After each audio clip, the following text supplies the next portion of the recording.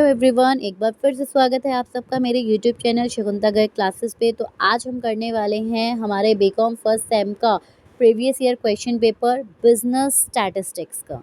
आपको पता है कि अंडर एनईपी की अगर हम बात करें तो फर्स्ट सेम जो है उसके अंदर सारा का सारा क्वेश्चन पैटर्न बदल गया था। पूरा एमसीक्यू बेस्ड क्वेश्चन पेपर जो है आपको इस बार देखने को मिला। तो वही क्वेश्चन पेपर हम डिस्कस करने वाले हैं, पूरा एनालिसिस करने वाले हैं पेपर का, आंसर्स के साथ हम उसको डिस्कस करेंगे और एक्सप्लेनेशन भी देखेंगे। तो अगर आप चैनल पर न्यू है तो चैनल को सबसे पहले सब्सक्राइब करके बेल आइकन ज़रूर प्रेस करिएगा और साथ ही साथ अपने फ्रेंड्स को ज़रूर शेयर करिए ये चैनल, ठीक है। इससे पहले बिजनेस ऑर्गेनाइजेशन, बिजनेस कम्युनिकेशन, इन सब के प्रीवियस ईयर क्वेश्चन पेपर हम डिस्कस कर चुके हैं। तो वो आपको जो है मेरे चैनल पर अगर आप जाएंगे वीडियोस में आपको मिल जाएगा। तो चलिए हम आज की वीडियो को अपना स्टार्ट करते हैं। आज हम जो करने वाले हैं, हमारा सब्जेक्ट कोड क्या है, C010102T आपका सब्जेक्ट कोड रहेगा और बुकलेट सीरीज़ है आपकी 8। तो हम इसको डिस्कस करेंगे। चलिए देखते हैं फर्स्ट क्वेश्चन जो हमारे सामने है वो क्या है। What is the first step in statistical investigation. जब स्टैटिस्टिकल इन्वेस्टिगेशन किया जाता है तो उसका सबसे पहला स्टेप क्या आता है। देखिए, अब कोई भी अगर इन्वेस्टिगेशन हम करेंगे तो उसमें सबसे पहले हमें क्या देखना है, प्रॉब्लम क्या है। हमें सबसे पहले प्रॉब्लम को आइडेंटिफाई करना ज़रूरी है। प्रॉब्लम आइडेंटिफाई हो गई कि अच्छा ठीक है हमें ये प्रॉब्लम फेस हो रही है, उसके बेस पे ही तो हम क्या करेंगे, डेटा कलेक्ट करेंगे। डेटा कलेक्ट करने के बाद हम उसको क्या करेंगे, क्लासीफाई करेंगे उस डेटा को। देन हम क्या करेंगे, ऑर्गेनाइज करेंगे उस डेटा को एंड देन हम जाकर क्या करते हैं, उसके ऊपर कंक्लूज़न निकालते हैं, उस डेटा को इंटरप्रेट करते हैं, राइट। इस तरह से ये पूरी प्रोसेस चलती है। तो सबसे पहला स्टेप आपसे पूछा गया है कि स्टैटिस्टिकल इन्वेस्टिगेशन का सबसे पहला स्टेप क्या होगा। तो हमारा सबसे पहला स्टेप रहने वाला है आपका प्रॉब्लम आइडेंटिफिकेशन जो है वो सबसे पहला स्टेप रहेगा। बाकी के स्टेप्स जो है वो उसके बाद में आते हैं। तो इसलिए इस क्वेश्चन का आंसर होगा option number C. Next question हमारे सामने है, which of the following is a demerit of sampling method. Sampling method की डीमेरिट इनमें से क्या है। देखिए, सैंपल कलेक्ट करते हैं हम, ठीक है।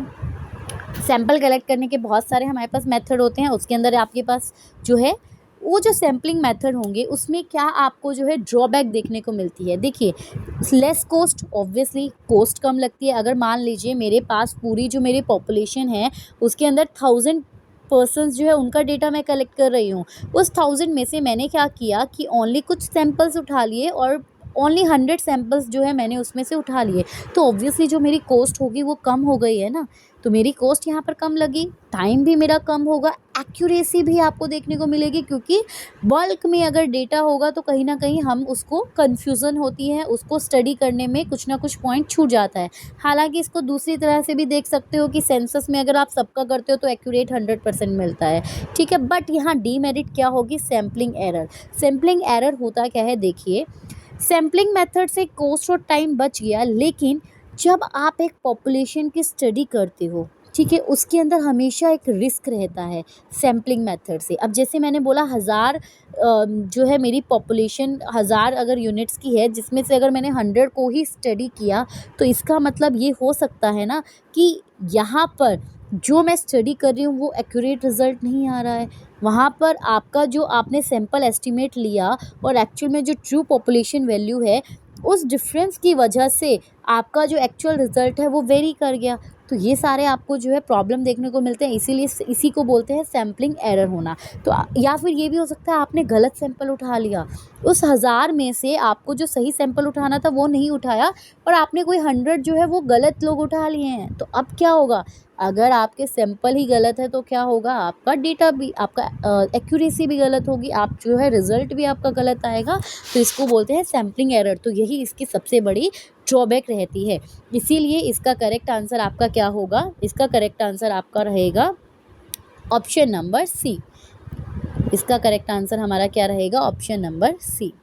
Next question, primary data is. देखिए, डेटा दो तरह का होता है, एक होता है प्राइमरी, एक होता है सेकेंडरी। प्राइमरी डेटा क्या होता है, जो आपका ओरिजिनल डेटा भी जिसको हम बोलते हैं, जिसको फर्स्ट टाइम कलेक्ट किया जाता है। जिसको फर्स्ट टाइम कलेक्ट करने का मतलब है आज तक उस डेटा को किसी ने भी कलेक्ट नहीं किया है। तो प्राइमरी डेटा क्या होता है? वो डेटा जो कि एक इन्वेस्टिगेटर खुद कलेक्ट करता है। अगर किसी पब्लिश सोर्स पे है तो इसका मतलब वो पहले पब्लिश हो चुका है, तो वो कहीं न कहीं से कलेक्ट भी कर लिया गया है। किसी और ने अगर कलेक्ट किया होगा तो वो भी आपका प्राइमरी डेटा नहीं होगा। प्राइमरी डेटा वो डेटा होता है जो कि इन्वेस्टिगेटर जो है खुद फर्स्ट हैंड डेटा जब वो कलेक्ट करता है, ओरिजिनल डेटा जो होता है वो आपका प्राइमरी डेटा कहलाता है। इसलिए सी इसका करेक्ट आंसर होगा। Next, which of the following is not a method of data collection? इनमें से कौन सा जो है डेटा कलेक्शन का एक मेथड नहीं है? तो देखिए, डेटा कलेक्शन का कौन सा मेथड नहीं, ऑब्जर्वेशन जो है उससे आप डेटा कलेक्ट करते हैं, क्वेश्चनेयर से आप डेटा कलेक्ट करते हैं, इंटरव्यू जो है उससे भी आप डेटा कलेक्ट करते हैं, बट टेबुलेशन जो है उससे कोई डेटा कलेक्ट नहीं होता है। टेबुलेशन तो बेसिकली क्या होता है, एक मेथड होता है जिससे आप क्या करते हो, अपने डेटा को प्रेजेंट करते हो। तो टेबुलेशन तो एक मेथड है डेटा प्रेजेंटेशन का, बट डेटा कलेक्शन की बात करें तो हम ऊपर वाले 3 जो है हम उन ऑप्शन से डेटा कलेक्ट कर सकते हैं। इसीलिए इसका करेक्ट आंसर क्या होगा? ऑप्शन नंबर डी जो है वो इसका करेक्ट आंसर होगा। ठीक है, नेक्स्ट क्वेश्चन पे चलते हैं। In which sampling method every unit has an equal chance of being selected? इनमें से कौन सा सैम्पलिंग मेथड ऐसा है जिसके पास इक्वल चांस होते हैं सैंपल में उसको सेलेक्ट होने के लिए? तो देखिए, अगर इक्वल चांस की बात करते हैं तो वो होती है आपकी रैंडम सैम्पलिंग। क्या होती है? Random sampling. रैंडम सैम्पलिंग में बेसिकली क्या होता है, हर एक यूनिट जो है पॉपुलेशन की उसके पास इक्वल चांस होते हैं कि उसको सेलेक्ट किया जा सकता है एज अ सैम्पल। जबकि स्ट्रेटिफाइड के अंदर अगर हम बात करें तो उसके अंदर अलग अलग स्ट्रेटा बना दिया जाता है, कोटा के अंदर अलग एक कोटा डिफाइन करते हैं, जजमेंट में अपनी मर्जी से करते हैं। तो इसीलिए रैंडम सैम्पलिंग में हर एक आइटम के पास जो है इक्वल चांस होते हैं सेलेक्ट होने के। सेकेंडरी डेटा क्या होता है? ऑब्वियसली अभी हमने बात किया, जो डेटा किसी और के द्वारा कलेक्ट किया जाता है और पहले से ही कलेक्ट होता है। तो ये एक डेटा जो कि किसी और ने कलेक्ट किया है और उसको यूज़ किसने किया है? इन्वेस्टिगेटर ने किया है। इसलिए इसका करेक्ट आंसर क्या होगा? ऑप्शन नंबर सी इसका करेक्ट होगा। Next question, which is more suitable when area of investigation is small? अगर आपका इन्वेस्टिगेशन का एरिया छोटा है, स्मॉल है, तो इनमें से कौन सा मेथड सुटेबल होगा? तो देखिए, अगर आपके पास पॉपुलेशन साइज स्मॉल होता है तो हमेशा प्रेफर किया जाता है कि आप सेंसस मेथड को फॉलो करो। सेंसस मेथड का मतलब क्या हुआ कि आप हर एक पॉपुलेशन के हर एक आइटम से आप क्या कर रहे हो? डेटा कलेक्ट कर रहे हो, तो उसको बोलते हैं सेंसस मेथड। ऑब्वियसली अगर आप हर एक आइटम से खुद डेटा कलेक्ट करेंगे तो आपका रिजल्ट भी 100% एक्यूरेट होगा, और ये केवल तभी पॉसिबल होता है जब आपका सैम्पल साइज स्मॉल होता है। तो इसीलिए इसका करेक्ट आंसर क्या होगा? ऑप्शन नंबर बी होगा। Right, next question, a good table must have. अगर आपको एक अच्छी टेबल बनानी है तो उसके अंदर क्या होना चाहिए? टाइटल, बिल्कुल, एक टेबल के अंदर टाइटल तो होना चाहिए, सोर्स ऑफ डेटा भी उसमें मेंशन होना चाहिए, हेडिंग्स भी प्रॉपर बनी हो। इसीलिए इसका करेक्ट आंसर होगा option number D, all of the above जो है वो इसका करेक्ट आंसर रहेगा कि अगर आपको एक अच्छी टेबल बनानी है तो ये सारी चीज़ें जो हैं इसमें मेंशन होनी चाहिए, इसमें ये सारी चीज़ें रहनी चाहिए। Next question, which of the following is based on the price of preceding year? इनमें से कौन सा जो है बेस्ड होता है पिछले साल के प्राइस के ऊपर? तो देखिए, fixed based index, chain based index, fixture index, या नन ऑफ दिस? देखिए, फिक्स्ड बेस्ड इंडेक्स क्या होता है इसके अंदर समझिए। इसके अंदर जो सबसे बेस ईयर जो होता है ना, जो बेस ईयर होता है उसी को ही फिक्स कर दिया जाता है, उसी को फिक्स मान लिया जाता है, और हर साल सिर्फ इसी बेस ईयर के बेस पे आप क्या करते हो? इंडेक्स निकालते हो। ठीक है, चेन बेस इंडेक्स जो है ये एक ऐसा मेथड होता है जिसके अंदर हर साल जो प्राइस और क्वांटिटी जो होती है उसको एक्सप्रेस किया जाता है पिछले साल की परसेंटेज के बेस पे। तो इसीलिए चेन बेस इंडेक्स जो है वो इसका करेक्ट आंसर होगा, जिसके अंदर क्या होता है, हम पिछले साल के प्राइस के बेस पे आपका करंट का जो है कंपैरिजन करते हैं। तो यहाँ पर इसका करेक्ट आंसर क्या होगा? ऑप्शन नंबर बी जो है वो इसका करेक्ट आंसर होगा। नेक्स्ट क्वेश्चन है क्वेश्चन नंबर 10। ये क्या कहता है? Index number are. अब बात आती है ये इंडेक्स नंबर होता क्या है? तो इंडेक्स नंबर देखिए क्या होता है, ये बेसिकली एक स्टैटिस्टिकल डिवाइस ही होता है जो कि हमें एक अप्रॉक्सीमेट वैल्यू बताता है, एक अप्रॉक्सीमेट नंबर बताता है, कोई एग्जैक्ट मेज़र नहीं बताता है। ये एक अप्रॉक्सीमेट नंबर बताता है कि ओके इतना जो परसेंटेज जो है, इतना टाइम आपका जो प्राइस है वो फ्लक्चुएट हुआ है।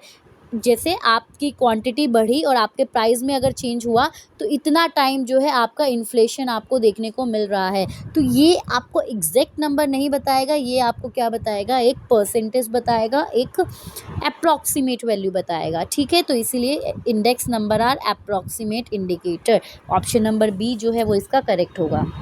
Next question, price relative are used to construct. जो प्राइस रिलेटिव्स होते हैं उसको यूज़ किया जाता है क्या चीज़ कंस्ट्रक्ट करने के लिए। तो देखिए प्राइस रिलेटिव की अगर बात करते हैं तो उसका मतलब क्या होता है, P1 upon base year into में 100, इसको हम बोलते हैं price year, price relative. Base year को हम P0 भी बोल देते हैं।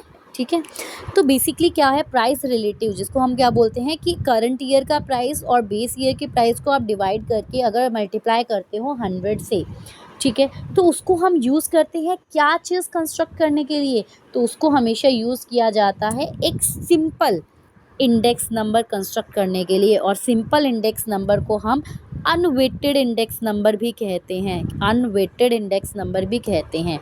तो ये इसका करेक्ट आंसर हो जाएगा option number A. Next question पे चलते हैं, आपका 12th question, basic formula to calculate an index number is. Index number को कैलकुलेट करने का बेसिक फॉर्मूला क्या होता है। अभी मैंने पीछे लिखा ना, तो इसको कैलकुलेट करने का बेसिक फॉर्मूला होता है price of current year upon price of base year into 100। यहाँ पर बेस ईयर बोला जाएगा, प्रीवियस ईयर का प्राइस नहीं लिया जाता, वो किस में लिया जाता है, चेन बेस इंडेक्स में लिया जाता है। ठीक है, तो बेसिक फॉर्मूला इसको कैलकुलेट करने का क्या रहता है, करंट ईयर का प्राइस, बेस ईयर का प्राइस इंटू में 100। तो ऑप्शन नंबर बी इसका करेक्ट होगा। Next question, a good index number is one which satisfy. एक गुड इंडेक्स नंबर, एक अच्छा इंडेक्स नंबर, या जिसको मैं बोलूँ आइडियल इंडेक्स नंबर जो है वो कौन सा होता है, जो क्या सेटिस्फाई करता है, जो यूनिट टेस्ट भी सेटिस्फाई करे, टाइम रिवर्सल, फैक्टर रिवर्सल। तो एक आइडियल इंडेक्स नंबर उसको बोला जाता है जो कि ये तीनों टेस्ट जो है उनको सेटिस्फाई कर देता है। इसलिए इसका करेक्ट आंसर होगा ऑप्शन नंबर डी जो है वो इसका करेक्ट आंसर होगा। और ये जो गुड इंडेक्स नंबर जो होता है वो आपका फिशर आइडियल इंडेक्स नंबर होता है, क्योंकि यही जो है ये सबको क्या करता है, सेटिस्फाई करता है। ठीक है, 14th question, the index number which adopt base year quantity is a method of. वो इंडेक्स नंबर जो कि बेस ईयर क्वांटिटी को लेकर चलता है, तो उस मेथड को हम क्या बोलते हैं। देखिए बेस ईयर क्वांटिटी का मतलब क्या हुआ कि मैं आपको बता देती हूँ, लास्ट ईयर जो मेथड है जैसे उसको निकालने का फॉर्मूला क्या होता है, सिग्मा P1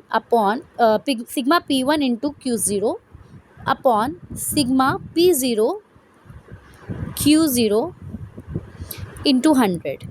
इसका मतलब क्या हुआ, P1 देखो क्या होता है करंट ईयर का प्राइस, Q0 क्या होता है बेस ईयर की क्वांटिटी, उसको आप डिवाइड करते हो किससे, बेस ईयर के प्राइस और बेस ईयर की क्वांटिटी से। तो इसने भी तो यही पूछा है कि कौन सा index number base year quantity को लेकर चलता है। तो ये कौन लेकर चलता है, आपका लास्ट ईयर मेथड जो है वो बेस ईयर की क्वांटिटी को लेकर चलता है। ठीक है, जबकि बॉले के अंदर बात करें तो वहाँ पर आपकी करंट ईयर मतलब कि Q1 आ जाता है, करंट ईयर की क्वांटिटी आ जाती है, और फिशर में भी आपका ऐसा ही रहता है। तो ये बेसिकली आपका क्या करता है, बेस ईयर की क्वांटिटी को कौन लेकर चलता है, आपका लास्ट ईयर लेकर चलता है। बाकी के जो मेथड्स है वो हम अपनी डिटेल क्लास में जो है वो पढ़ेंगे। इसका करेक्ट आंसर क्या होगा, ऑप्शन नंबर ए।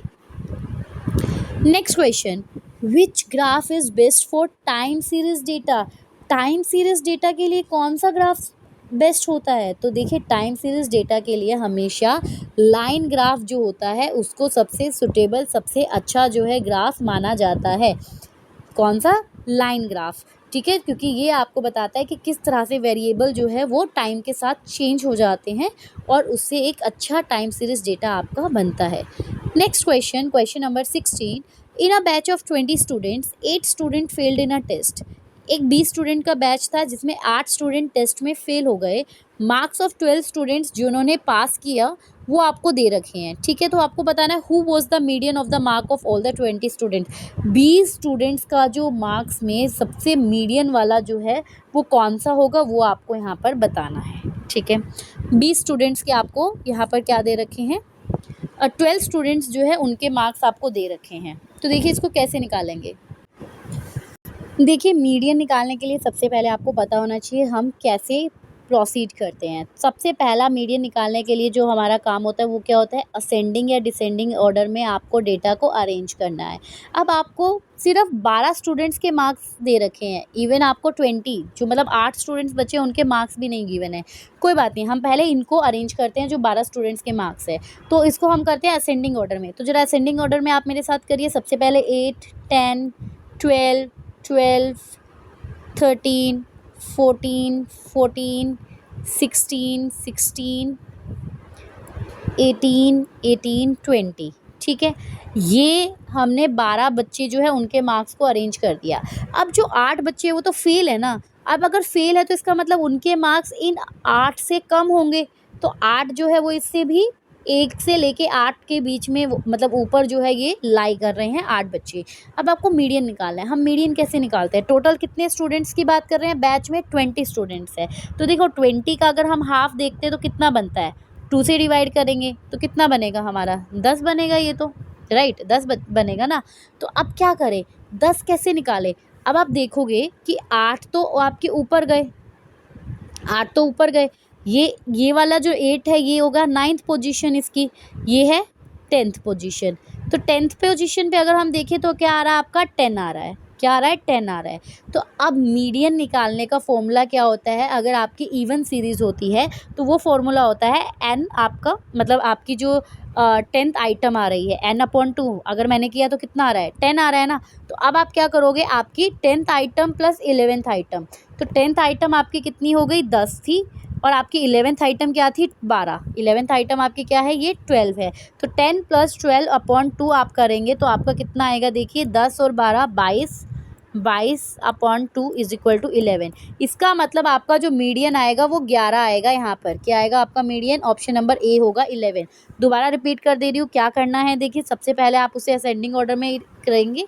तो यहाँ पर हम असेंडिंग ऑर्डर में करेंगे। हमें पता है कि 12 बच्चों के मार्क्स तो दे रखे हैं बट बाकी के 8 बच्चों के मार्क्स नहीं दे रखे हैं। तो वो हम खुद से यहाँ पर क्या करेंगे, एस्टिमेट कर लेंगे कि वो ऑब्वियसली उससे कम होंगे। तो मान लो 1, 2, 3, 4, 5, 6, 7, 8, ये 8 बच्चे तो फेल ही हैं।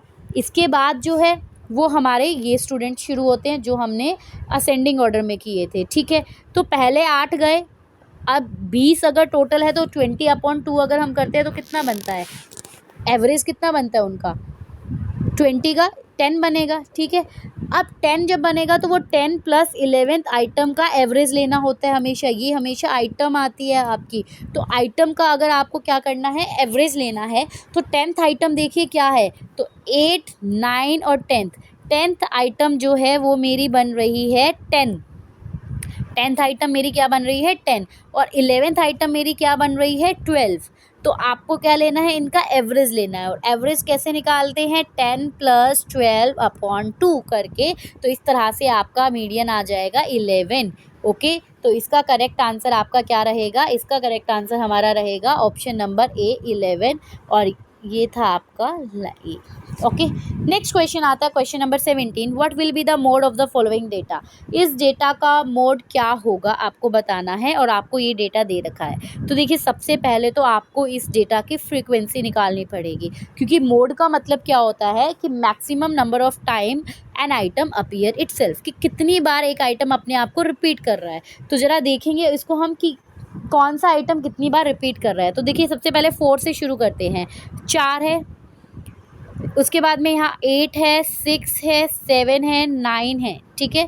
अब फिर उसके बाद में क्या आ गया 6 आपका एक बार और आ गया है। उसके बाद में 10 जो है वो 1 टाइम है, 6 फिर से रिपीट हो रहा है। देन 4, 4, 3 आपका फर्स्ट टाइम आ रहा है, देन 6 अगेन रिपीट हो रहा है। तो आप देख पा रहे हैं मैक्सिमम नंबर ऑफ टाइम आपका कौन सा नंबर जो रिपीट कर रहा है वो है आपका 6 ओनली। तो इसका मतलब आपका मोड क्या हो जाएगा, मोड हो जाएगा आपका 6। तो इसका करेक्ट आंसर क्या होगा, ऑप्शन नंबर बी इसका करेक्ट आंसर हो जाएगा। क्लियर, बहुत ईजी है, कोई प्रॉब्लम नहीं है। नेक्स्ट क्वेश्चन में चलते हैं, question number 18। In a series, एक सीरीज में मीन अगर 10 है एंड मीडियन अगर 12 है तो मोड क्या होगा। अगर मीन 10 है, मीडियन 12 है तो मोड क्या होगा। तो देखिए इस तरह के जब क्वेश्चन आते हैं तो यहाँ पर आता है एम्पेरिकल रिलेशनशिप। एम्पेरिकल रिलेशनशिप जो है मीन मॉड मीडियन का देखा जाता है। अब ये क्या होता है, तो देखिए इसका एक फॉर्मूला होता है कि इसका फॉर्मूला क्या होता है, mode is equal to 3 median minus 2 mean. इसका फॉर्मूला क्या होता है, mode is equal to 3 median minus 2 mean. तो अब आपको मोड ही निकालना है। मीन आपको 10 दे रखा है, मीडियन आपको 12 दे रखा है, तो ज़रा निकाल देते हैं। तो 3 मल्टीप्लाई 12 माइनस 2 मल्टीप्लाई में 10। तो ज़रा इसको सॉल्व करिए। 12 इंटू 3 करेंगे तो कितना आएगा आपका 36 minus 20, your answer will be 16। तो 16 जो है वो आपका करेक्ट आंसर हो जाएगा। ऑप्शन नंबर डी जो है वो इसका करेक्ट आंसर होगा। तो इम्पेरिकल रिलेशनशिप निकालने के लिए ये फॉर्मूला होता है। आप अगर मेरे यूट्यूब चैनल के वीडियो वाले सेक्शन में जाएंगे ना तो आपको वहाँ पर स्टैटिस्टिक्स फॉर्मूला करके पूरा का पूरा एक वीडियो दिखेगा। उसके अंदर सारे इंपॉर्टेंट फार्मूलाज जो है मैंने डाल रखे हैं जो आपके स्टैट्स में यूज़ होते हैं। तो आप वो वीडियो ज़रूर देखिएगा, आपको काम आएगी। ठीक है, तो ये आएगा आपका ऑप्शन नंबर डी जो है वो इसका करेक्ट आंसर हो जाएगा। नेक्स्ट 19th क्वेश्चन पे चलते हैं। विच of the following is true. यहाँ पे आपसे फॉर्मूला पूछा गया है, वही फॉर्मूला जो अभी मैंने आपको बताया। तो ऑब्वियसली ऑप्शन नंबर ए कि mode is equal to 3 median minus 2 mean जो है वो आपका करेक्ट फॉर्मूला होता है। नेक्स्ट क्वेश्चन, क्वेश्चन नंबर 20 पर चलते हैं। In case of unequal size of item, अगर अनइक्वल आइटम है तो उसको कैसे रिप्रेजेंट किया जाता है, अनइक्वल साइज ऑफ आइटम को कैसे रिप्रेजेंट किया जाता है। तो किसी भी अनइक्वल पॉजिटिव वैल्यू के अंदर हमेशा क्या होता है, आपका अर्थमेटिक मीन ग्रेटर होता है किससे, ज्योमेट्रिक मीन से। और हमेशा ज्योमेट्रिक मीन ग्रेटर होता है किससे, हार्मोनिक मीन से। तो इसीलिए इसका करेक्ट आंसर क्या रहेगा, ऑप्शन नंबर बी इसका करेक्ट आंसर होगा। Next question, question number 21। The geometric mean of 2 number 8 and 18 shall be. दो नंबर है आपके पास 8 और 18, उसका जियोमेट्रिक मीन क्या होगा। तो देखिए जियोमेट्रिक मीन निकालने का फॉर्मूला अगर आपको पता होगा तो ही आप इस क्वेश्चन को कर पाएंगे। और जियोमेट्रिक मीन निकालने का फॉर्मूला क्या होता है, अंडर रूट आपकी जो आइटम्स आपको दे रखी है उसको मल्टीप्लाई करना रहता है। It means under root 8 multiply 18। तो अगर आप 8 मल्टीप्लाई 18 करेंगे कितना आएगा, 8 8 64, 6 8 6 144। और 144 का अंडर रूट अगर आप करते हैं तो कितना होता है 12, बिकॉज 12 को अगर मल्टीप्लाई करोगे तो 144 आएगा। इसीलिए इसका करेक्ट आंसर क्या होगा, ऑप्शन नंबर ए जो है वो इसका करेक्ट आंसर होगा। Clear, okay. Next question, question number 22। Ideal index is, अभी मैंने थोड़ी देर पहले बताया आइडियल इंडेक्स किसको बोला जाता है, फिशर इंडेक्स को आइडियल इंडेक्स बोला जाता है क्योंकि ये सेटिस्फाई करता है लास्ट पेयर, पाशे, ये सारे के सारे आपके इंडेक्स नंबर को, जो इंडेक्स के जो मेथड्स हैं उनको सेटिस्फाई करता है। Okay, next question, question number 23। The base year value of an index number is usually. जब भी आप इंडेक्स नंबर में बेस ईयर वैल्यू को देखते हैं तो वो यूजुअली कितनी रहती है, वो रहती है आपकी 100। इसीलिए इसका करेक्ट आंसर होगा option number B. Next, the method of least square minimize the. जो लिस्ट स्क्वायर का मेथड है वो क्या मिनिमाइज करता है। देखिए लिस्ट स्क्वायर मेथड जो है वो बेसिकली ट्रेंड लाइन में आपका आता है और उसका मतलब क्या होता है, sum of square of the deviation. क्या है, sum of the square of the deviation आपका आता है इसमें।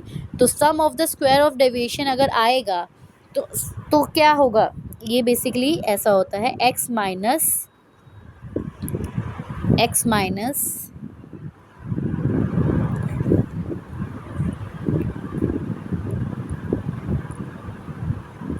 इसका स्क्वायर, इसका सम। ये होता है आपका। तो ये आपका क्या होता है, मेथड होता है लीस्ट स्क्वायर का। तो इसका करेक्ट आंसर क्या हो जाएगा, इसका करेक्ट आंसर हो जाएगा हमारा ऑप्शन नंबर सी, इसका करेक्ट आंसर हो जाएगा। नेक्स्ट क्वेश्चन नंबर 25 क्या है आपका, under least square method, least square method के अंदर अगर आप एक स्ट्रेट लाइन ट्रेंड फिट करते हो टू द फर्स्ट डिग्री तो बेसिक इक्वेशन क्या बनेगी। देखिए इन क्वेश्चंस को अब मैं आपको करवा रही हूँ तो डिटेल में मैं यहाँ पर नहीं समझा पाऊँगी, उनके लिए आपको वीडियोस ही देखनी पड़ेगी, बिकॉज ये अपने आप में बहुत वास्ट टॉपिक रहता है। इसीलिए यहाँ पर बेसिकली मैं आपको आंसर्स बता रही हूँ कि किस क्वेश्चन का क्या आंसर होगा और थोड़ा उसे एक्सप्लेन कर रहे हैं। तो लीस्ट स्क्वायर मेथड में अगर हम बात करते हैं ना स्ट्रेट लाइन फिट के अंदर, तो फर्स्ट डिग्री जो इक्वेशन बनती है वो इक्वेशन क्या होती है, वो इक्वेशन होती है आपकी y is equal to A plus में B X. y is equal to A plus में बी एक्स। यहाँ पर y और x जो है दो आपकी क्या होती है, वेरिएबल्स होते हैं, और a और b आपके कोफिशिएंट होते हैं। ये बेसिकली रिग्रेशन के टाइम पर, रिग्रेशन में आपका ये टॉपिक आता है, ठीक है। तो इसका करेक्ट आंसर होगा option number B. Next question, trend refer to long term tendency to. अगर हम बात करते हैं ट्रेंड्स की, ट्रेंड मतलब आपको पता है जैसे सिकुलर ट्रेंड्स होता है, ठीक है। तो उसके अंदर क्या आती है, लॉन्ग टर्म टेंडेंसीज आती है कि कभी जो है आपका एक डायरेक्शन में अप में मूव करेगा आपका टाइम सीरीज़, तो कभी डाउन में मूव करता है, ठीक है, कभी अप जा रहा है कभी डाउन जा रहा है। तो ये जो ट्रेंड जो है लॉन्ग टर्म टेंडेंसी के अंदर वो क्या हो सकता है, अगर लॉन्ग टर्म में बात करें तो ये ट्रेंड बढ़ भी सकता है और कम भी हो सकता है। ऑब्वियसली शॉर्ट टर्म के अंदर जो है इतना चांस नहीं होता है उसके फ्लक्चुएशन का, लेकिन लॉन्ग टर्म में ये इधर इंक्रीज और इधर decrease. Okay, next question, which method is not use to measure secular trend. Secular trend को मेज़र करने के लिए कौन सा मेथड यूज़ नहीं किया जाता है। तो अगर हम बात करें सिकुलर ट्रेंड के लिए तो देखिए जो चेन बेस्ड मेथड है ना, चेन बेस्ड मेथड ये आपका इंडेक्स नंबर में यूज़ होता है, ये आपका इंडेक्स नंबर में यूज़ होता है, अभी हमने देखा था। जबकि semi average method, moving average method, least square method, ये सब आपके टाइम सीरीज एनालिसिस के मेथड है। किसके मेथड है, टाइम सीरीज एनालिसिस के। तो इनमें से कौन सा जो है सिकुलर ट्रेंड का मेथड नहीं होगा, ऑब्वियसली ऑप्शन नंबर सी जो है वो आपका इसका मेथड नहीं होगा, क्योंकि जो चेन बेस्ड मेथड है वो तो आपका किसके लिए है, आपका इंडेक्स नंबर के लिए है, ठीक है। नेक्स्ट क्वेश्चन, क्वेश्चन नंबर 28 की बात करें तो स्क्वायर डायग्राम्स जो होते हैं वो क्या होते हैं आपके, 1 डायमेंशनल, 2 डायमेंशनल, 3 डायमेंशनल या नन ऑफ दी।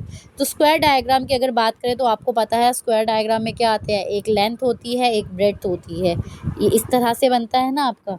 तो स्क्वायर डायग्राम जो होते हैं वो आपके बेसिकली 2 डायमेंशनल रहते हैं, जिसके अंदर आपके जो है दो साइड्स आपको देखने को मिलती है, तो it's a 2 dimensional diagram.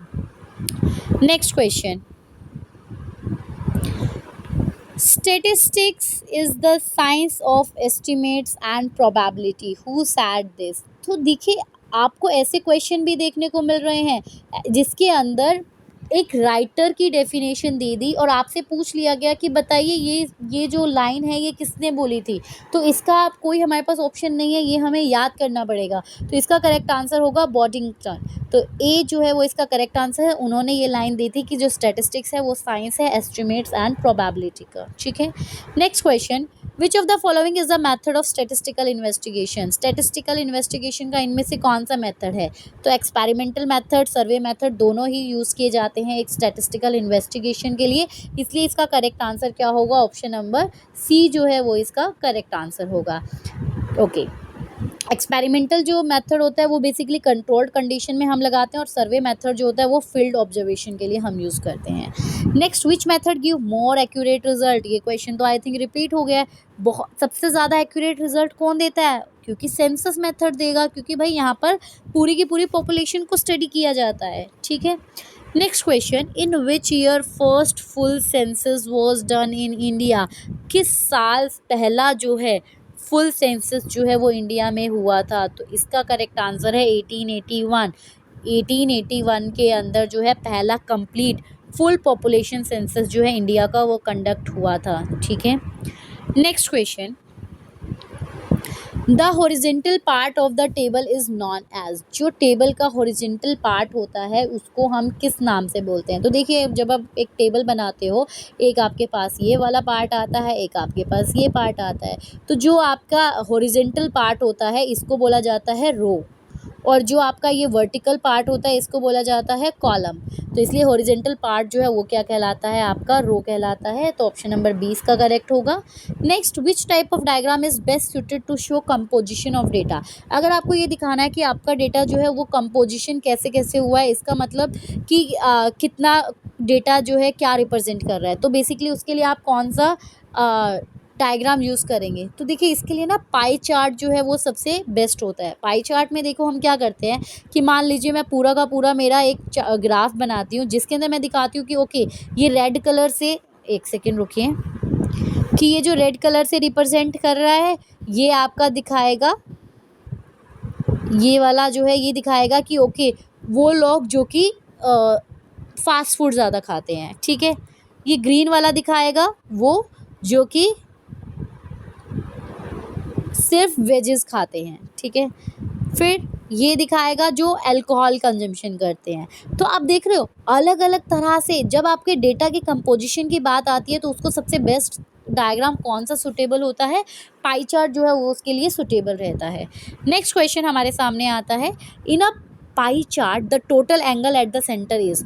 Pi chart में जो सेंटर पे जो टोटल एंगल बनता है वो कितने डिग्री का होता है। तो देखिए पाई चार्ट में जब भी बनता है तो ये जो सेंटर में जो ये पूरा डायग्राम बनता है ये पूरा आपका बनता है 360 डिग्री का। तो इसीलिए इसका करेक्ट आंसर क्या होगा, ऑप्शन नंबर ए जो है वो इसका करेक्ट आंसर रहेगा। Next question, a histogram is use to represent. Histogram को किस लिए यूज़ किया जाता है, रिप्रेजेंट करने के लिए। क्या रिप्रेजेंट करता है हिस्टोग्राम, तो हिस्टोग्राम जो होता है उसके अंदर देखिए आपको पता है सबसे पहले हिस्टोग्राम बनता कैसे है।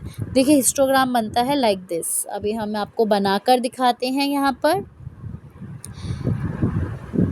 जैसे ये देन ये फिर ऐसे ऐसे ऐसे, ये होता है हिस्टोग्राम। तो आप देख रहे हो इसके अंदर जो रेक्टेंगल्स है वो एडजॉइनिंग होते हैं, एक साथ जो है सट के बनते हैं। तो इसको हमेशा यूज़ किया जाता है कॉन्टीन्यूअस फ्रीक्वेंसी डिस्ट्रीब्यूशन को दिखाने के लिए, क्योंकि कॉन्टीन्यूअस फ्रीक्वेंसी डिस्ट्रीब्यूशन में क्या आता है आपका क्लास इंटरवल आता है। तो क्लास इंटरवल जैसे मैं यहाँ लिखूँगी ओके 0 5 10, तो अब आप ये दिखाओगे ना 0 से 5 ये रिप्रेजेंट कर रहा है, 5 से 10 ये कर रहा है, 10 से 15 ये कर रहा है। तो हमेशा एक कॉन्टीन्यूअस फ्रीक्वेंसी डिस्ट्रीब्यूशन को रिप्रेजेंट करने के लिए आप किसको यूज़ करते हो, हिस्टोग्राम को यूज़ करते हो। Clear. Next question, frequency polygon is drawn using. जो फ्रीक्वेंसी पॉलीगन है उसको किस लिए बनाया जाता है, उसको किस लिए यूज़ किया जाता है।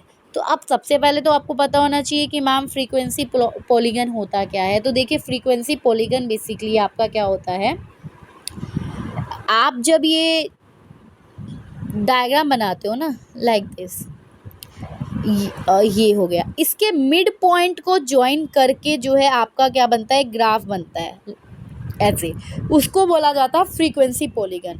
तो फ्रीक्वेंसी पॉलीगन ड्रॉ किया जाता है किस चीज़ को यूज़ करके, मिड पॉइंट्स को यूज़ करके। इसलिए इसका करेक्ट आंसर क्या होगा, ऑप्शन नंबर बी इसका करेक्ट आंसर होगा। Clear. Next, ogive is use to find. Ogive जो है उसको यूज़ किया जाता है क्या चीज़ फाइंड आउट करने के लिए। तो ओजाइव की अगर बात करें तो बेसिकली ये होता है आपका कॉम्युलेटिव फ्रीक्वेंसी कर्व। ये क्या होता है आपका कॉम्युलेटिव फ्रीक्वेंसी कर्व, और इसको यूज़ किया जाता है मीडियन को लोकेट करने के लिए। इसको क्यों यूज़ किया जाता है, मीडियन को लोकेट करने के लिए। ठीक है। Next question, the main objective of diagrammatic presentation is. ये जो डायग्रामेटिकली हम प्रेजेंट करते हैं उसका मेन ऑब्जेक्टिव होता क्या है भाई, ताकि हमारा डेटा अट्रैक्टिव दिखे, क्लियरली समझ में आए लोगों को। तो इसका मेन ऑब्जेक्टिव ये है। Which is not a type of bar diagram. इनमें से कौन सा एक बार डायग्राम का टाइप नहीं है। सिंपल बार डायग्राम होता है, कंपोनेंट बार डायग्राम होता है, मल्टीपल बार डायग्राम होता है। तो देखिए लेकिन लाइन बार डायग्राम कुछ नहीं होता। लाइन भी बोल रहे हो और बार भी बोल रहे हो, एक साथ कैसे हो सकता है। बार का मतलब क्या होता है इस तरह से, और लाइन क्या होती है, ये तो ऐसे होती है। तो ये तो एक साथ हो ही नहीं सकते। इसीलिए इसका करेक्ट आंसर क्या होगा, ऑप्शन नंबर डी जो है वो इसका करेक्ट आंसर होगा। नेक्स्ट क्वेश्चन 41 पे चलते हैं। विच of the following can be calculated with the help of graph. Graph की हेल्प से आप जो है इनमें से क्या कैलकुलेट कर सकते हैं। मोड कर सकते हो, मीडियन कर सकते हो, क्वार्टाइल कर सकते हो, तो इसका करेक्ट आंसर होगा ऑप्शन नंबर डी। हम ये सारी चीज़ें ग्राफ की हेल्प से कैलकुलेट कर सकते हैं, ठीक है, क्योंकि मोड जो है वो आप कैसे कैलकुलेट कर सकते हो, हिस्टोग्राम की मदद से। मीडियन और क्वार्टाइल आप कैसे कैलकुलेट कर सकते हो, आपके ओजाइव की मदद से, ठीक है, तो इसलिए हम इसको कर सकते हैं। नेक्स्ट हमारे पास क्वेश्चन आता है 42। ये क्या कहता है, average speed is calculated by, average speed को कैलकुलेट किया जाता है किसके द्वारा, तो एवरेज स्पीड के लिए आपका बना है हार्मोनिक मीन। देखिए हार्मोनिक मीन, जब भी स्पीड रेट की बात आती है या डिस्टेंस कवर हुआ है अलग अलग स्पीड पे, तो हमेशा क्या आप यूज़ करते हो, हार्मोनिक मीन को यूज़ करते हो, ठीक है।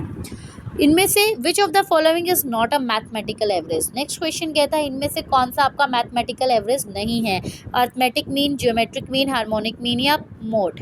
देखिए अर्थमेटिक, ज्योमेट्रिक और हार्मोनिक ये आपका मैथमेटिकल एवरेज होता है, लेकिन अगर मैं मोड की बात करती हूँ तो मोड आपका बेसिकली क्या होता है, यहाँ पर मोड जो है वो आपका मैथमेटिकल एवरेज नहीं होता है, ये आपका पोजीशनल एवरेज होता है, ये पोजीशन बताता है, तो ये आपका पोजीशनल एवरेज होता है, इसलिए करेक्ट आंसर होगा इसका ऑप्शन नंबर डी। 44 क्वेश्चन क्या कहता है, one of the measure of central tendency, central tendency का मेजर क्या है, तो देखिए सेंट्रल टेंडेंसी की जब बात करते हैं तो हमारे पास आता है मीन, सॉरी एक सेकेंड, सेंट्रल टेंडेंसी की जब बात करते हैं हमारे पास आता है mean, median, mode, geometric mean, harmonic mean, ये सारे आपके सेंट्रल टेंडेंसी का है। तो ये जो डिस्पर्जन, स्क्यूनेस, मीन डेविएशन ऐसा तो कुछ होता ही नहीं है, इसीलिए इसका करेक्ट आंसर क्या होगा, ऑप्शन नंबर ए।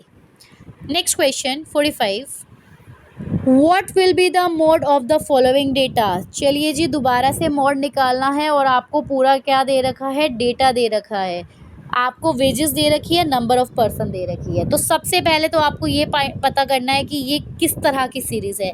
तो जब आपको वेजेस और नंबर, मतलब आपको एक्स वैल्यू दे रखी है और फ्रीक्वेंसी दे रखी है, तो इसको बोलते हैं डिस्क्रीट सीरीज़। कौन सी सीरीज़ होती है ये होती है हमारी डिस्क्रीट सीरीज़। तो डिस्क्रीट सीरीज़ के अंदर अब आपको अगर मोड निकालना है तो आपको सीधा सीधा देखना है हाईएस्ट फ्रीक्वेंसी किसकी है। तो ज़रा देखिए 125 number of person 3, 150 number of person 8, 175 number of person 21। तो ये मैं थोड़ा सा जूम कर देती हूँ ताकि आपको ये दिखे, ये देखिए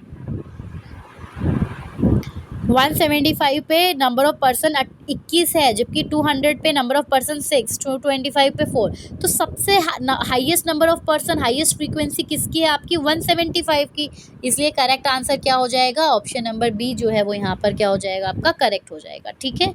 नेक्स्ट क्वेश्चन पर चलते हैं, the mid value of class interval 19.5 this will be. देखिए अब आपको मिड वैल्यू निकालनी है कि मिड वैल्यू इसकी क्या होगी। तो आपको बता दूं मिड वैल्यू निकालने का फॉर्मूला होता है, वो क्या होता है, lower limit plus upper limit upon 2। Lower limit plus upper limit upon 2। तो लोअर लिमिट है आपकी यहाँ पर 19.5 प्लस अपर लिमिट है आपकी 29.5 अपॉन 2। अगर आप करेंगे तो ये आपका कितना आएगा, ये आपका आएगा 19.5 दिस, ये आ गया 49 अपॉन 2, और इसको अगर आप करोगे 2 2 ज़ा 4, 24.5। तो इसका करेक्ट आंसर होगा ऑप्शन नंबर सी। क्या होगा इसका correct answer, option number C. तो आपको पता होना चाहिए मिड वैल्यू निकालने का फॉर्मूला क्या होता है, lower limit plus upper limit upon 2। Next question, in a continuous series which formula is use to determine mode. Mode determine करने के लिए आप कौन सा फॉर्मूला यूज़ करते हैं, तो अगेन फॉर्मूले वाला क्वेश्चन है, तो आपको फॉर्मूला याद करना पड़ेगा, और इसका करेक्ट फॉर्मूला क्या होगा, ये इसका होता है lower limit plus frequency 1 minus frequency 0 upon 2f1 minus f0 minus f2 into I. I means जो इंटरवल का गैप रहता है, तो इसलिए इसका करेक्ट आंसर क्या होगा, ऑप्शन नंबर सी इसका करेक्ट आंसर होगा। Next question, question number 48, how many quartiles can be calculated in a series. एक सीरीज के अंदर आप कितने क्वार्टाइल्स जो है वो कैलकुलेट कर सकते हो। तो देखिए अगर हम क्वार्टाइल्स की बात करें, क्वार्टाइल्स का एक डेटा सेट होता है जिसके अंदर 4 इक्वल पार्ट्स होते हैं, राइट, 4 इक्वल पार्ट्स होते हैं हमारे पास। तो अगर 4 इक्वल पार्ट्स है, ये आपको मैं एक लाइन ऐसे समझाती हूँ। ये है हमारा मीडियन, ठीक है, ये हमारा मीडियन हो गया। अब अगर कैलकुलेट करने की बारी आती है कि आप कितने क्वार्टाइल्स इसमें कैलकुलेट करेंगे, तो बेसिकली क्वार्टाइल 1, क्वार्टाइल 2 जो कि आपका मीडियन हो गया, क्वार्टाइल 3। तो ये 3 क्वार्टाइल जो है बेसिकली, इसको हम लोअर क्वार्टाइल बोलते हैं, इसको मीडियन बोलते हैं और इसको हम अपर क्वार्टाइल बोलते हैं। तो बेसिकली 3 क्वार्टाइल होते हैं जो कि हम यहाँ पर कैलकुलेट करते हैं। तो ऑप्शन नंबर बी जो है वो इसका करेक्ट आंसर होगा। नेक्स्ट क्वेश्चन, 25th परसेंटाइल क्या होगा? 25th परसेंटाइल का अगर आपसे पूछा है कि वो क्या होगा, तो 25th परसेंटाइल मतलब क्वार्टाइल 1 की हम बात कर रहे हैं, ऑप्शन नंबर ए होगा। क्योंकि आप देखिए ना, 25th, 50th, 75, 100 ऐसे होता है ये। तो इसीलिए यहाँ पर 25th क्वार्टाइल आपका क्या होगा? क्वार्टाइल 1 जो है वो आपका 25th होगा, जो कि लाई करेगा एग्जैक्टली आपके लोअर क्वार्टाइल में। ओके, नेक्स्ट 50th क्वेश्चन पे चलते हैं। 50th क्वेश्चन क्या कहता है? What will be the range of the following? Range निकालनी है आपको, डेटा दे रखा है, तो आपको सबसे पहले रेंज निकालने का फॉर्मूला पता होना चाहिए, जिसका फॉर्मूला होता है largest value minus smallest value. तो लार्जेस्ट वैल्यू में से अगर आप स्मॉलेस्ट वैल्यू को माइनस करेंगे तो आ जाएगा। अब क्वेश्चन ये आता है यहाँ पर लार्जेस्ट वैल्यू क्या है? तो देखिए, लार्जेस्ट वैल्यू होती है सबसे, अगर हम माइनस में सारी सीरीज दे रखी है तो लार्जेस्ट वैल्यू होगी सबसे छोटे वाला, मतलब -1। अब -1 को माइनस करना है किससे? स्मॉलेस्ट वैल्यू क्या होगी? -20। तो ज़रा इसको करके देखिए कितना होगा। अगर हम इसको करेंगे -1 माइनस माइनस प्लस हो गया तो प्लस का 20, प्लस माइनस माइनस तो 20 माइनस 1 19, पॉजिटिव 19। तो प्लस का 19, जो ऑप्शन नंबर ए जो होगा वो इसका करेक्ट आंसर हो जाएगा। बी मत करिएगा, क्योंकि आपको ये मैथमेटिकल चीज़ें हैं, आपको ये आनी चाहिए, ठीक है। 51 क्वेश्चन क्या कहता है, जल्दी से देखते हैं। 51 क्वेश्चन कहता है coefficient of range can be defined as. Coefficient of range को कैसे डिफाइन किया जाता है? तो अगर हम कोफिशिएंट ऑफ रेंज की बात करते हैं तो उसको निकालने का फॉर्मूला क्या होता है? Largest minus smallest upon largest plus smallest. Option number ए इसका करेक्ट आंसर हो जाएगा। नेक्स्ट क्वेश्चन, अगर आपको डिस्पर्जन मेजर करना है, the ideal method is, dispersion को मेजर करने का सबसे आइडियल मेथड क्या होता है? स्टैंडर्ड डेविएशन जो है वो इसका सबसे आइडियल मेथड होता है। Quartile deviation is calculated by the formula. अगर आपको क्वार्टाइल डेविएशन निकालना है तो उसके लिए क्या फॉर्मूला यूज़ किया जाता है? उसके लिए फॉर्मूला होता है Q3 माइनस Q1 अपॉन 2। तो इसका ऑप्शन नंबर बी जो है वो करेक्ट हो जाएगा। देन स्टैंडर्ड डेविएशन जो है वो हमेशा निकाला जाता है किसकी हेल्प से? तो स्टैंडर्ड डेविएशन हमेशा मीन से निकलता है। तो ऑप्शन नंबर ए जो है वो इसका करेक्ट आंसर हो जाएगा। 55th क्वेश्चन क्या है? If variance is 144 then standard deviation. तो देखिए, इस चीज़ को आपको याद रखना है कि वेरिएंस जो होता है वो हमेशा क्या होता है? स्टैंडर्ड डेविएशन का स्क्वायर होता है। स्टैंडर्ड डेविएशन का स्क्वायर, इट मीन्स वेरिएंस अगर आपको बोलना है तो वेरिएंस बेसिकली क्या होता है? आपके स्टैंडर्ड डेविएशन जो है, एक सेकेंड, यस, सो वेरिएंस अगर निकालना है तो हम बोलते हैं स्टैंडर्ड डेविएशन का स्क्वायर कर दो। तो अब अगर आपको स्टैंडर्ड डेविएशन निकालना है तो आप वेरिएंस का अंडर रूट कर दो, तो ये आपका कितना आएगा? 12। तो ऑप्शन नंबर ए जो है वो इसका करेक्ट आंसर हो जाएगा। Next question 56, if arithmetic mean is 25 and standard deviation is 6.25 then coefficient of variation will be. अब आपको कोफिशिएंट ऑफ वेरिएशन निकालना है तो सबसे पहले कोफिशिएंट ऑफ वेरिएशन निकालने का फॉर्मूला आपको पता होना चाहिए, वो होता है standard deviation upon mean into 100। ये इसका फॉर्मूला होता है। तो जरा इसमें पुट कर देंगे, कोई बड़ी बात नहीं है। तो 6.25 अपॉन 25 इंटू 100 अगर आप करोगे तो आपका आंसर आएगा 25%। तो ऑप्शन नंबर बी जो है वो इसका करेक्ट हो जाएगा। Next question 57, in a symmetrical distribution mean deviation is. एक सिमेट्रिकल डिस्ट्रीब्यूशन में मीन डेविएशन क्या होता है? तो देखिए, ये आपको याद करना होगा। तो अगर एक सिमेट्रिकल डिस्ट्रीब्यूशन में मीन डेविएशन हमेशा इक्वल होता है 4/5 स्टैंडर्ड डेविएशन के, तो ऑप्शन नंबर बी जो है वो इसका करेक्ट आंसर रहता है, ठीक है। उसके बाद next question, if mean is 45, median is 48 and coefficient of skewness is -0.4 then the value of standard deviation is. अब आपको वैल्यू ऑफ स्टैंडर्ड डेविएशन निकालना है तो वो आप कैसे निकालेंगे? तो देखिए, उसके लिए भी आपका एक फॉर्मूला है, Karl Pearson coefficient of correlation से आपको इसको निकालना पड़ेगा।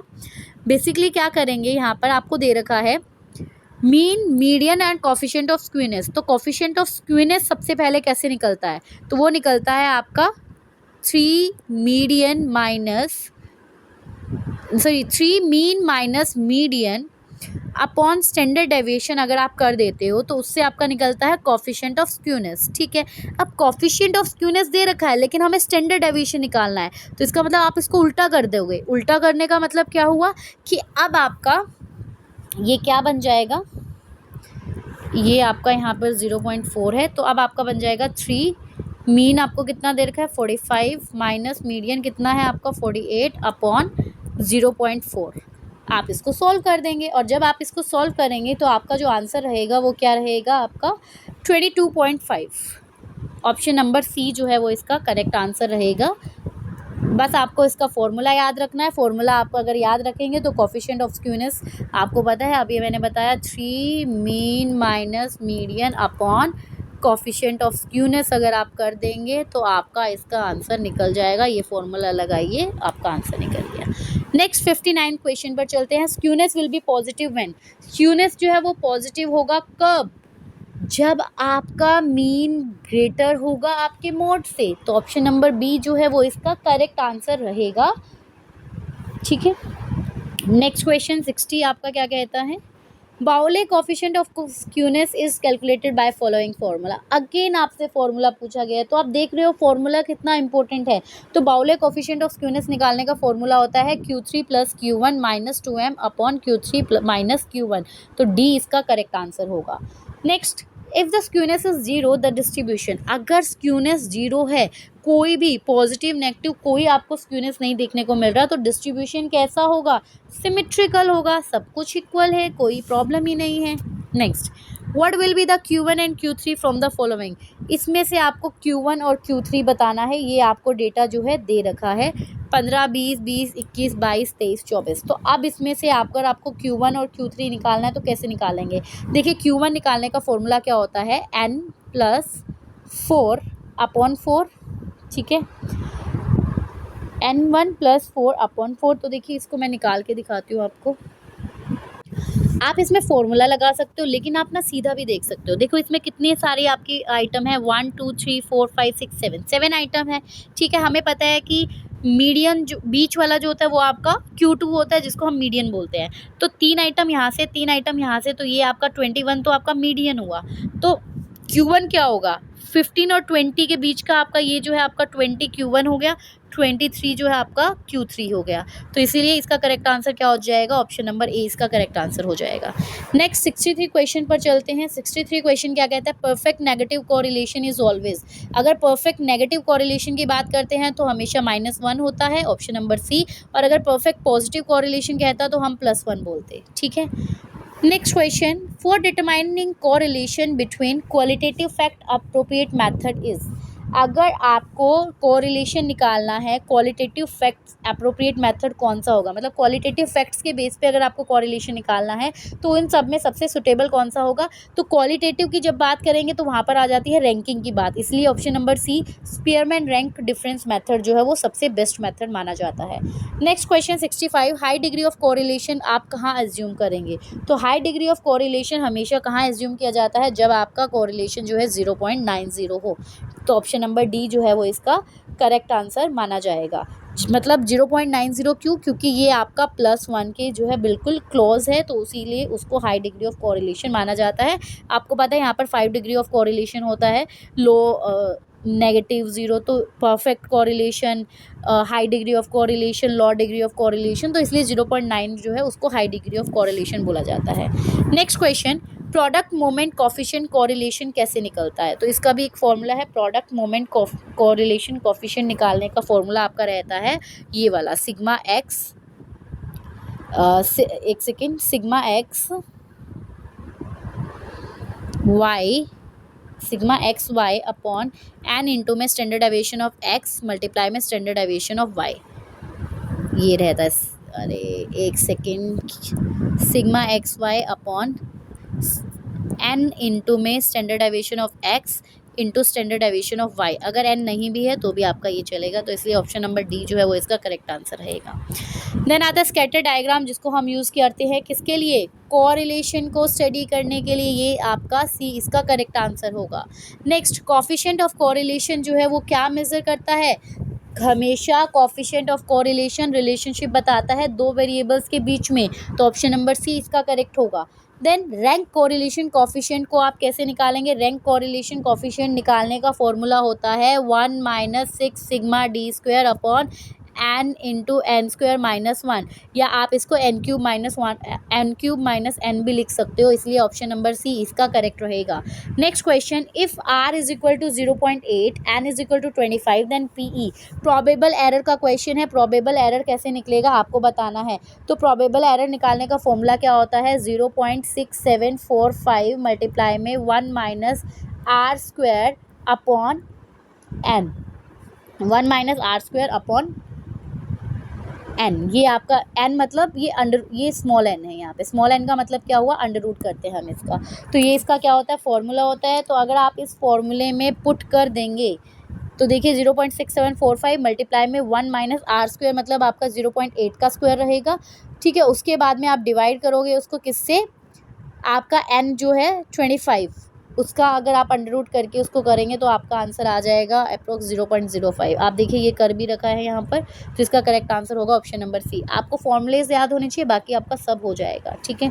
नेक्स्ट 71 क्वेश्चन पर चलते हैं। प्रोबेबल एरर जो है वो एप्लीकेबल होगा कब? व्हेन आर इज़, मतलब प्रोबेबल एरर केवल तभी एप्लीकेबल होगा जब आपका कोरिलेशन जो है वो किसके बीच में होना चाहिए? -1 एंड +1 के बीच में होना चाहिए, तभी ये आपका क्या होगा? एप्लीकेबल होगा। नेक्स्ट क्वेश्चन 72 पर चलते हैं। Correlation coefficient is taken to be significant if. Correlation coefficient को आप सिग्निफिकेंट मतलब इंपॉर्टेंट कब मानकर चलते हैं? जब आपका जो कोरिलेशन जो है आर जो है वो ग्रेटर देन होता है 6 प्रोबेबल एरर के, तो इसलिए ऑप्शन नंबर बी जो है वो इसका करेक्ट आंसर होगा। देन 73 क्वेश्चन पर आते हैं। Larger the sample size the standard error will be. जितना ज़्यादा आपका सैम्पल साइज होगा तो आपका स्टैंडर्ड एरर उतना ही क्या होगा? कम होगा, क्योंकि सैम्पल साइज बढ़ता चला जाएगा तो जो एरर है आने के जो चांसेस है वो आपके कम होते चले जाएंगे। ऑप्शन बी इसका करेक्ट होगा। Then standard error is a measure of. जो स्टैंडर्ड एरर है वो मेजर होता है किसका? ये मेजर करता है कि कितना प्रिसाइजली जो है एक सैंपल आप जो ले रहे हो उसका कितना प्रिसाइजली एक सैंपल मीन है, आपका जो ट्रू पॉपुलेशन जो आपने लिया और जो एक्चुअल में जो रिजल्ट आया उनमें कितना वेरिएशन आ रहा है, क्या डिफरेंस आ रहा है। तो स्टैंडर्ड एरर बेसिकली मेज़र करता है सैंपल मीन के प्रिसाइजिंग को, कि आपने जो मीन जो आपने सैंपल उठाया है वो कितना प्रिसाइज है, कितना वैल्यूएबल है, कितना इंपॉर्टेंट है। Next 75th and the last question of this question paper वो है which is the formula to calculate an index number by family budget method. तो फैमिली बजट मेथड के अंदर अगर आपको इंडेक्स नंबर निकालना है तो वो आप कैसे निकालते हो? उसको निकालने का फॉर्मूला होता है आपका ये वाला ऑप्शन नंबर सी, जिसके अंदर बेसिकली क्या होता है, हम ये सिग्मा RW, आर का मतलब क्या होता है? प्राइस रिलेटिव होता है, और W का मतलब यहाँ पर क्या होता है? वेटेज होता है, ठीक है। मतलब जो एक्सपेंडिचर होता है वो होता है। तो यहाँ पर प्राइस रिलेटिव को मल्टीप्लाई कर दिया जाता है वेटेज से और उसको डिवाइड कर दिया जाता है वेटेज से, तो आपका निकल जाता है फैमिली बजट मेथड से इंडेक्स नंबर। तो ये था आपका पूरा का पूरा हमारा बिजनेस स्टैट का क्वेश्चन पेपर। आई होप आपको समझ में आया होगा। अगर आपको वीडियो अच्छी लगी है तो चैनल को लाइक शेयर सब्सक्राइब कर दीजिए, और कमेंट सेक्शन में मुझे ज़रूर बताइए वीडियो कैसे लगी। थोड़ी सी लंबी हो गई है बट इम्पोर्टेंट है आप लोगों के लिए, ठीक है। मिलते हैं आपसे नेक्स्ट वीडियो में। Bye bye, take care, happy learning.